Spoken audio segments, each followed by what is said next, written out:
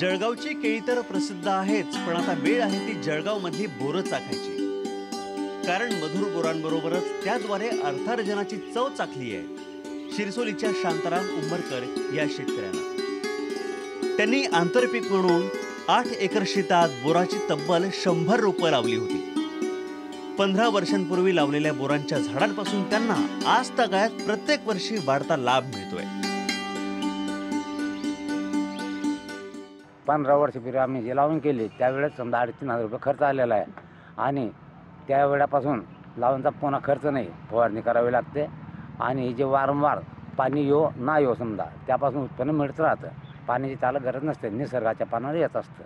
साधारणतः श्रावण महिन्यामध्ये या शांबोरांना फुलोर येत असतो. फुलोर आल्यावर त्याला 2 वेळा फवारणी केली, नंतर समजा ते फळचे जे मोठे होता ते वयानं पक्के झाले 2.5 महिन्यानंतर, मग पक्के झाल्यावर वेचणीला सुरुवात होते.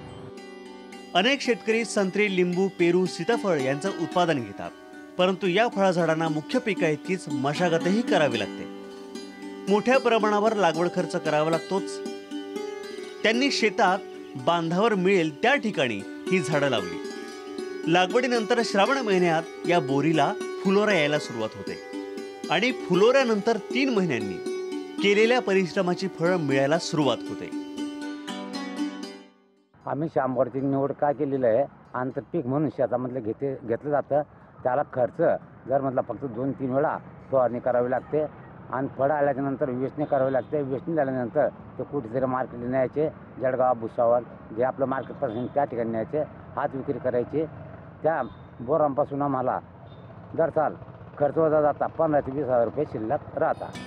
कोरड्या बोराला देशभरात मागणी असते.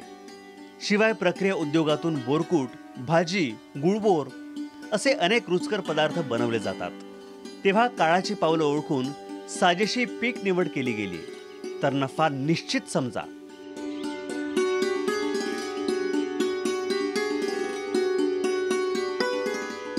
शांताराम उंबरकर यांनी आपल्या शेतामध्ये बोरीची झाडं लावलेली आहेत आणि मोठ्या प्रमाणावर ते उत्पन्न घेत आहेत. कुठल्याही प्रकारचं संगोपन करावं लागत नाही असं त्यांचं म्हणणं आहे आणि म्हणूनच सगळीकडे या श्याम बोरांना खूप खूप मागणी आहे. शुभदा नेवे, जय महाराष्ट्र, जळगाव.